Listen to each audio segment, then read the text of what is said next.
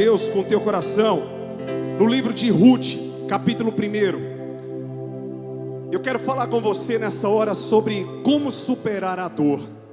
Bem complicado, né? Porque não tem uma receita, não tem um diagnóstico preciso para que a gente possa trazer diante de uma circunstância, porque cada pessoa vive uma realidade. Mas eu acredito que diante daquilo que nós vamos compartilhar, o Espírito Santo, Ele vai trazer um norte, um direcionamento ao teu coração. Ruth capítulo 1, e nós vamos ler apenas até o versículo 5. A palavra do Senhor nos diz: nos dias em que julgavam os juízes, houve fome na terra, e um homem de Belém de Judá saiu a habitar na terra de Moabe, com a sua mulher e os seus 2 filhos. Este homem se chamava Elimeleque, e a sua mulher Noemi. E os filhos se chamavam Malo e Quilion, efrateus de Belém de Judá. Vieram à terra de Moabe e ficaram ali.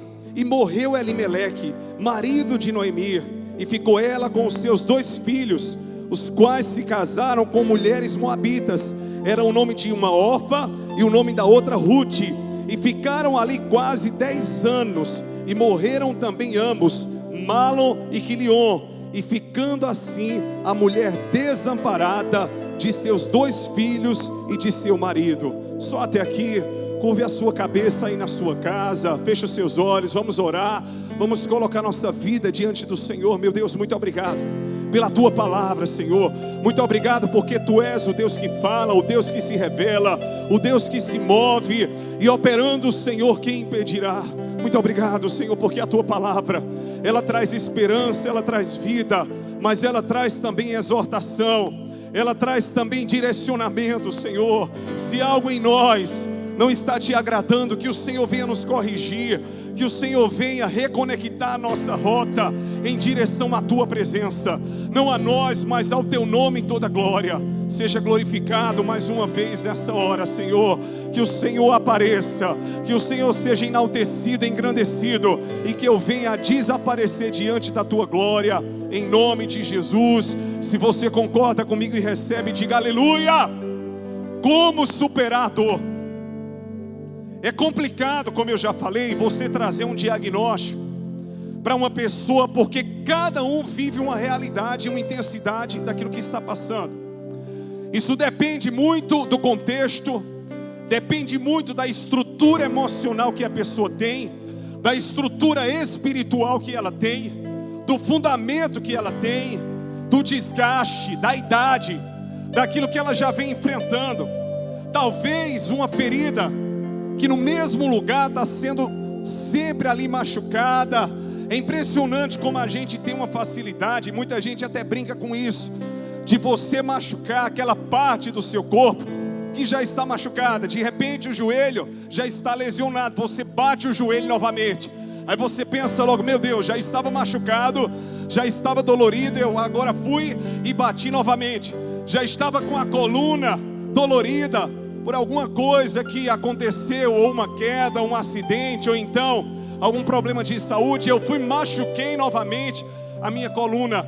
É impressionante que quando você é machucado em áreas que você já foi, a intensidade da dor, ela fica ainda maior.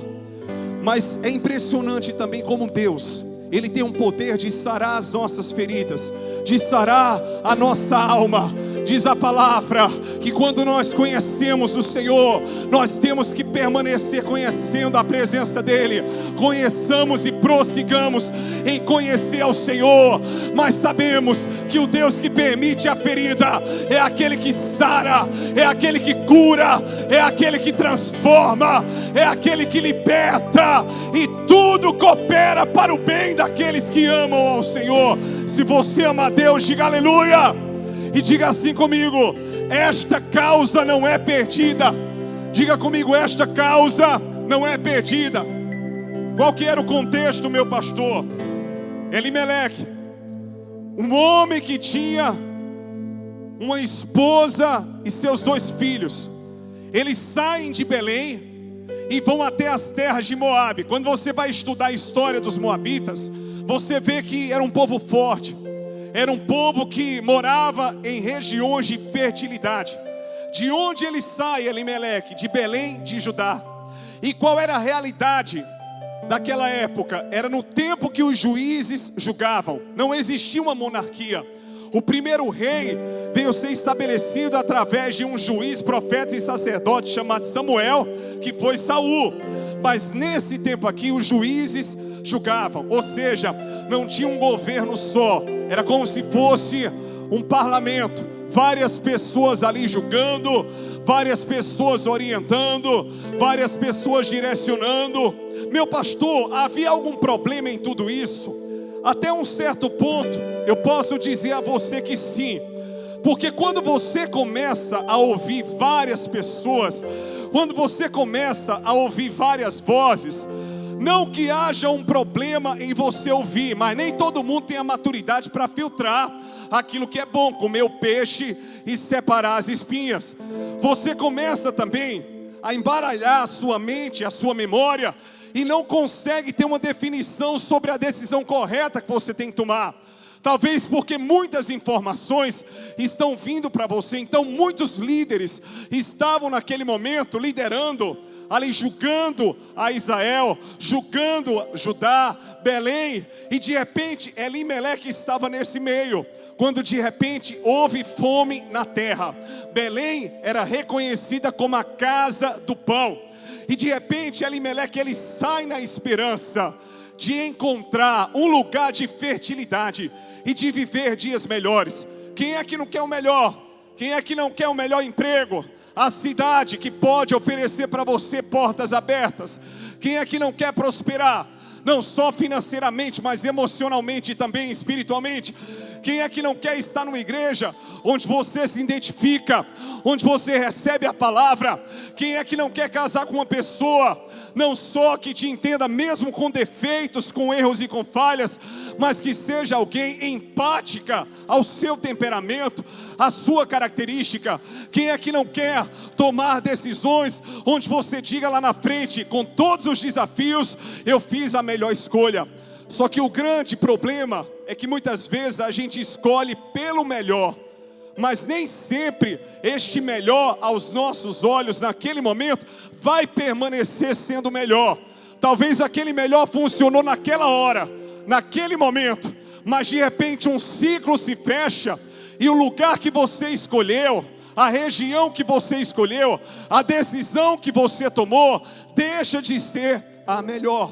Exatamente porque as coisas começam a dar para trás, você começa a viver um sofrimento que você nunca imaginou, que você nunca esperou. Só que na maioria das vezes o ser humano, ele não erra porque ele quer errar. Ele erra na tentativa de acertar. Ele não fere porque ele quer ferir. Ele fere porque ele é um ser humano, porque ele é limitado, porque ele é falho. Mas eu tenho certeza que a grande motivação das pessoas é acertar. Ninguém investe financeiramente em algo pensando em perder o dinheiro. Ninguém entra por uma porta esperando depois levar uma pancada daquela porta. Ninguém faz uma aliança esperando que aquela aliança seja quebrada. Sempre as motivações são as melhores. Poucos são aqueles que fazem as coisas por pirraça e de propósito. Mas é interessante que no contexto aqui de Elimeleque, ele queria fazer o melhor, não só para ele, mas também para sua esposa e para os seus 2 filhos. E ele vai habitar na terra dos Moabitas. E quando ele chega ali, passando um tempo, ele vem a falecer. E Noemi, ela fica viúva com os seus 2 filhos. Após a sua viuvez, diz a palavra que os seus filhos conhecem 2 mulheres moabitas, uma por nome de Orfa e outra por nome de Ruth, e se casam com elas. E passam 10 anos ali. Mas a gente não vê no contexto aqui que Noemi teve netos. Nós não vemos aqui no contexto que essas mulheres geraram. Porque quando voltam para Belém, só voltam Noemi e Ruth. E é interessante que aquele lugar chamado as terras de Moabe era um lugar que tinha fertilidade. Fertilidade ali financeira, fertilidade na terra, na agricultura, mas não tinha fertilidade espiritual, não tinha fertilidade familiar.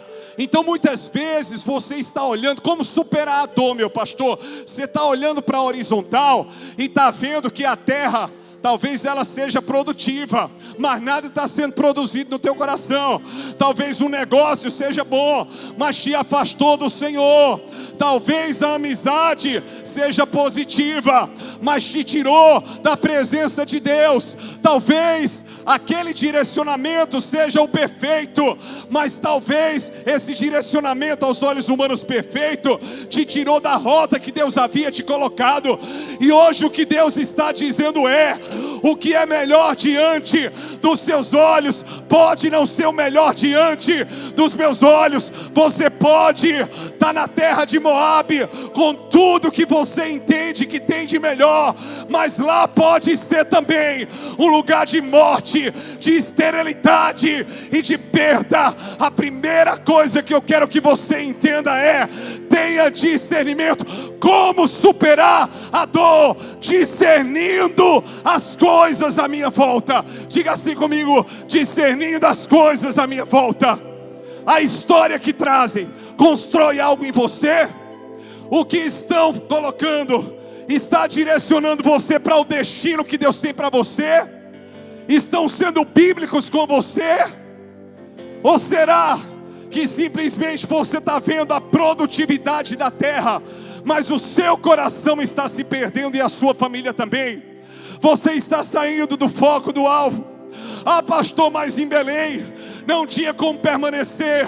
Mas eu quero dizer uma coisa para você: eu não estou julgando uma decisão, porque a motivação de Elimeleque foi a melhor, mas é melhor estar em Belém e ter a família. Eu vou explicar por quê. Viva do que estar em Moabe e ter a sua família morta. Por que que eles morreram? Porque os moabitas, historicamente, eles eram guerreiros. E as mortes que aqui aconteceram, possivelmente, no contexto histórico, não foram por doenças, foram por guerras. Como eles moravam nas terras de Moabe, eles eram obrigados a lutar, porque sempre os moabitas estavam lutando contra outros povos. Por isso que eles se tornaram famosos. Quando se levantaram contra o rei Josafá, os amonitas e moabitas, ele ficou atemorizado. Por quê? Porque havia força naquele exército. Então, como os moabitas, eles sempre estavam nos campos de batalha, havia uma condição para poder morar nas terras de Moabe. Qual que era? Que os homens fossem guerreiros e fossem para frente do campo de batalha também. E qual foi o problema? É que possivelmente foram nessas batalhas que esses homens vieram a morrer. Eu não estou afirmando, estou dizendo uma linha teológica de pensamento. Pelo tempo curto que eles passaram e o tempo de morte. Então, de repente, a gente quer se colocar exposto diante de uma situação onde nós não estamos preparados. Somos guerreiros, somos, mas não deixamos muitas vezes o Senhor guerrear as nossas guerras. Queremos sair de um lugar porque entendemos que aquele lugar está escasso e o outro é melhor, mas existe um risco, e Deus hoje, Ele está te tirando da zona de destruição. Se você crê nisso, diga aleluia. Mas o primeiro princípio é: tenha discernimento, se blinde. Se você já está adoecido, cuidado no que você escuta. Se você já está atemorizado, cuidado no vídeo que você abre. Cuidado nas informações que chegam para você. Exatamente porque isso pode piorar o teu estado. Não é que você não vai ser realista, não é que você não vai estar antenado, mas muitas vezes existem fake news. As coisas não chegam de fato como elas são, e o nosso coração vai sendo ainda mais destruído e separado do plano e do propósito de Deus. Então tenha discernimento. A Bíblia diz que aquele que é nascido do Espírito, ele discerne bem todas as coisas.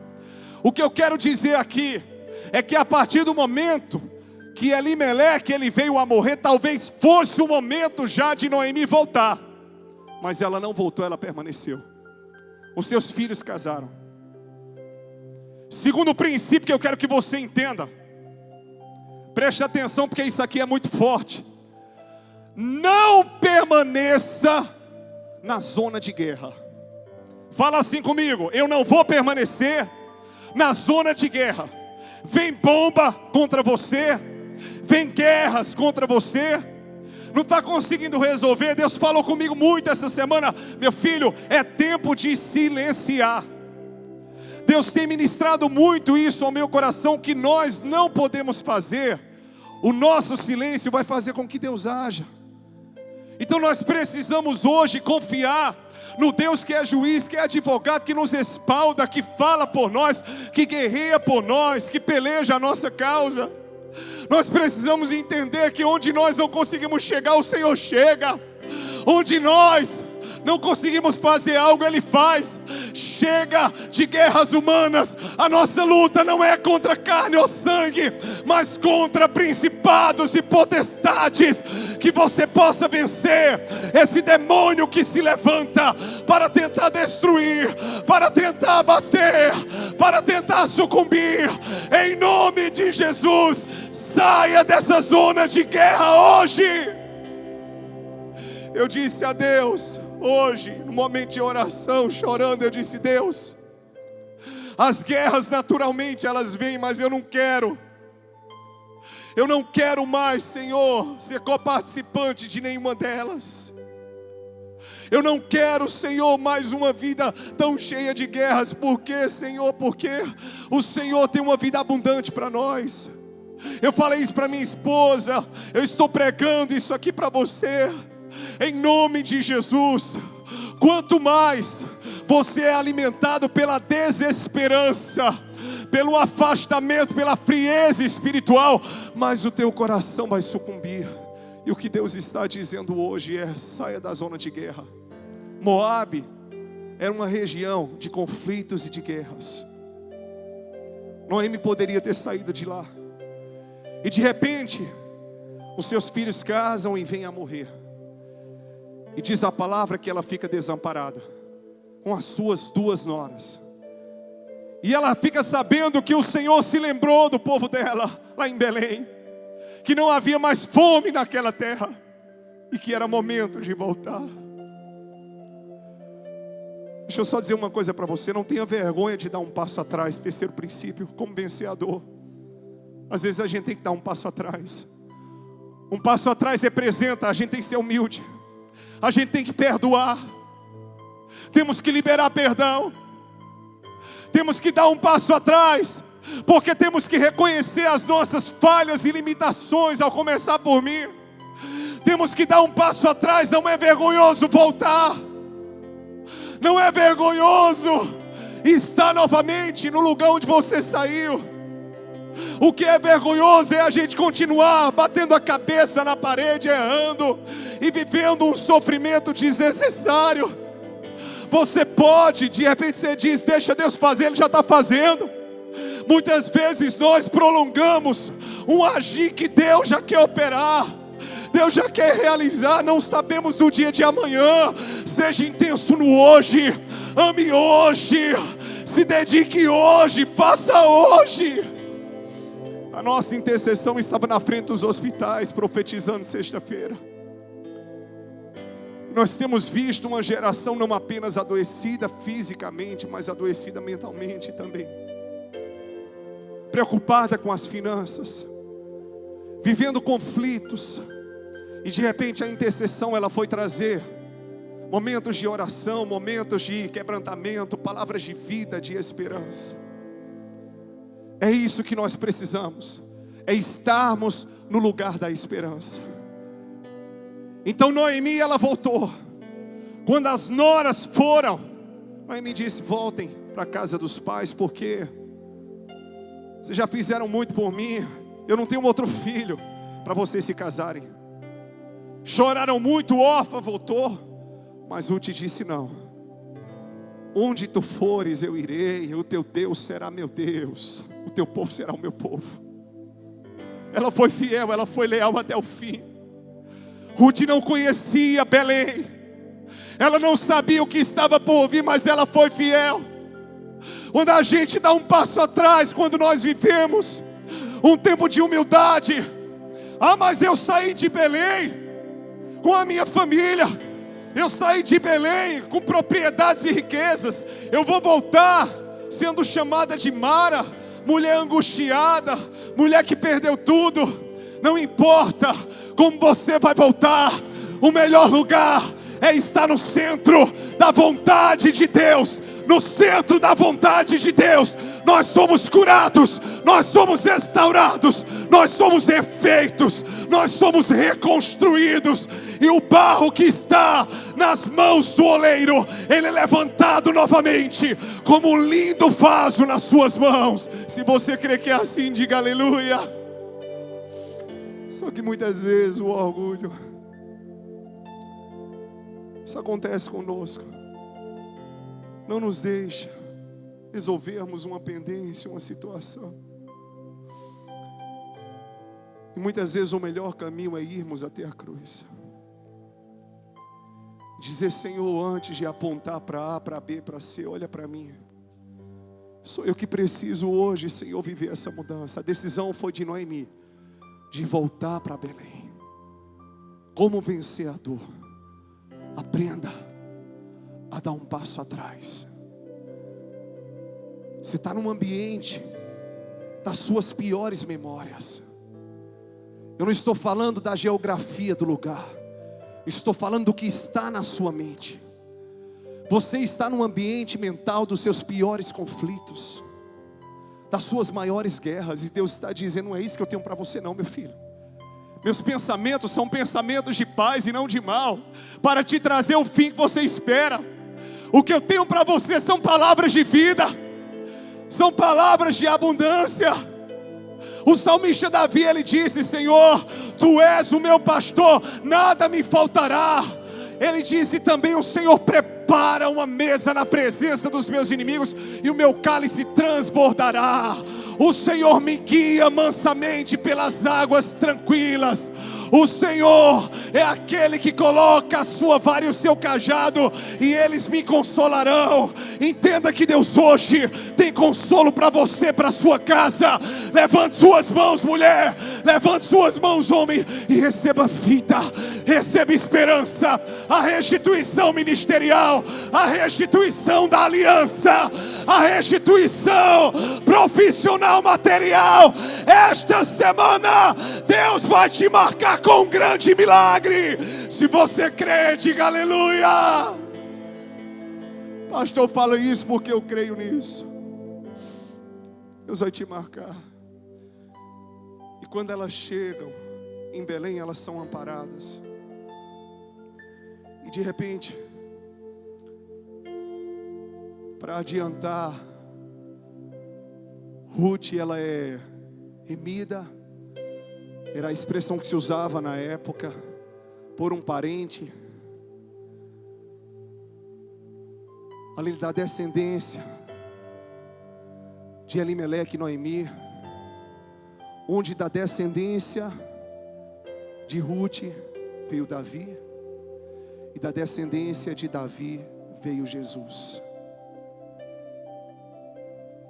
Existem lugares de fertilidade. A maior fertilidade que você precisa hoje é a interior. Dá um passo atrás. Reconecta a rota. Você está sendo teimoso, teimosa por causa da sua memória. Isso acontece comigo às vezes também. A gente acha que lembra do lugar certo, então a gente insiste contra o GPS. Aí de repente a gente vê que entrou na rua errada, e ele reconecta a rota, e de repente a gente chega ao destino que Deus tem para nós. Você está entendendo? Deus hoje quer te fazer vencer a dor. Primeiro princípio: tenha discernimento às coisas à sua volta. Segundo princípio: saia da zona de guerra. Terceiro princípio: volte ao lugar de origem. Dê um passo atrás. O segredo do sucesso do futuro está escondido no começo. Receba de Deus, e eu quero orar